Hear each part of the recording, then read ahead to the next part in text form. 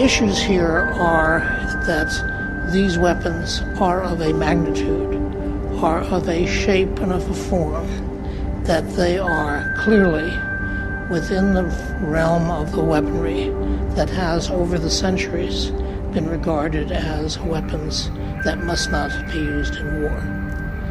Now, I can, in just a few minutes, give a brief summary on what I've been asked to talk about, which are the effects of these weapons. First of all, these weapons have a potential explosive force thousands or even millions of times greater than conventional detonations. Even crude nuclear weapons have a potential explosive force at least 1,000 times higher than the most powerful conventional weapons ever deployed. Second, at the time of detonation, temperatures comparable to the interior of the sun are generated. A 1 megaton nuclear explosion can cause third-degree burns up to 5 miles away from the point of an airburst. And the third summarizing point is that these weapons release ionizing radiation into the environment, and prompt exposure to ionizing radiation comes from the gamma and neutron flux of the explosion, and then there is additional exposure to radiation from the fallout of the radioactive material that is cast into the air by usually a ground burst, but almost by any form of nuclear explosion. This is simply a summary of the origins of nuclear weapons, a letter from Franklin Delano Roosevelt and to Franklin Delano Roosevelt from Albert Einstein and Leo Szilard in 1939, warning that Nazi Germany might be able to develop nuclear weapons. That led to the $2 billion Manhattan Project, which constructed nuclear weapons in the nature of kilotons, that is, thousands of tons of TNT yield. That was based on nuclear fission, that is, a large atom, an atom of plutonium or of uranium, struck by a neutron, breaks into smaller fragments, and according to Einstein's equations, generates an enormous amount of energy with the loss of a tiny fraction of its mass. That led to testing of nuclear weapons in Alamogordo, New Mexico in 1945, and then to the nuclear bombing of Hiroshima and of Nagasaki later in 1945. I won't go into detail with regard to what transpires: a heat wave, a blast wave, an electromagnetic pulse. Now, after that, those bombs had been used.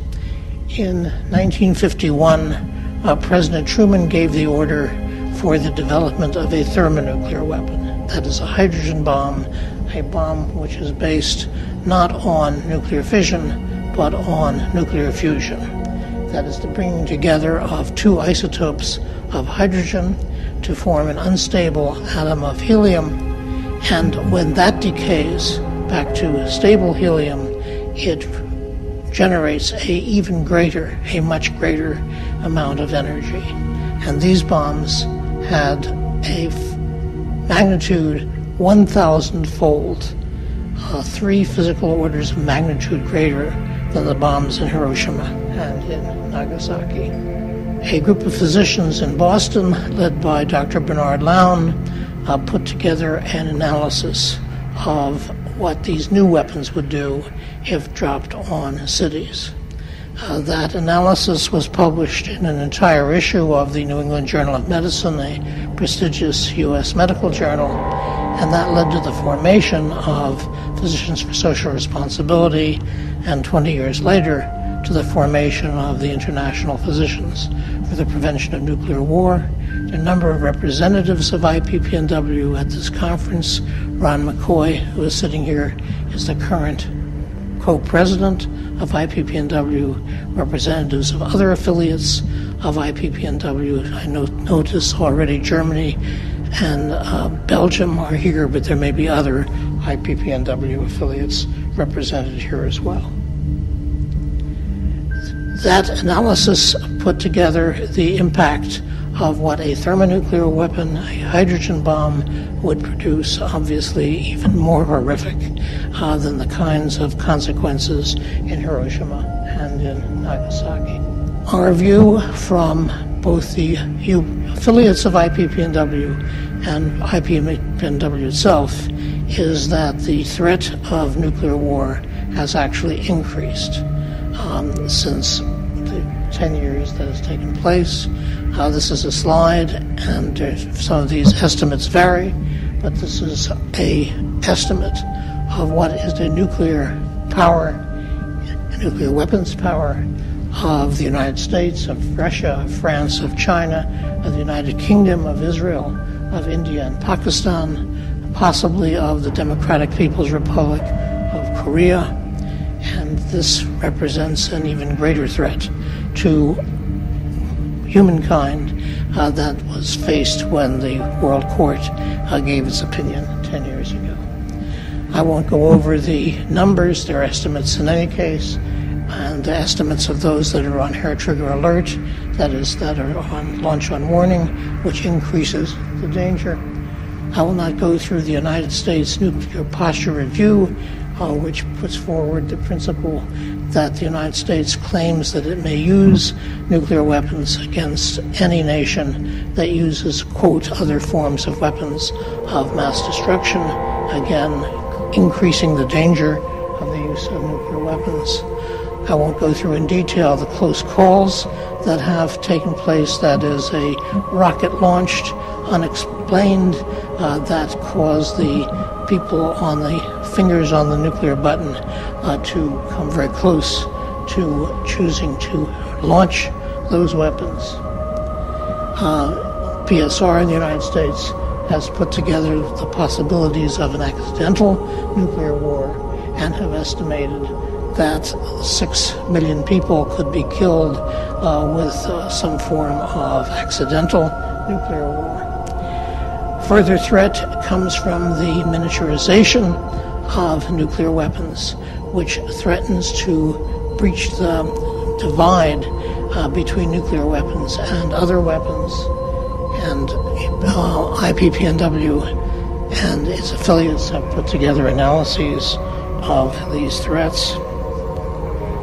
And finally, in this presentation, a discussion of what would happen if a large-scale nuclear war was to occur.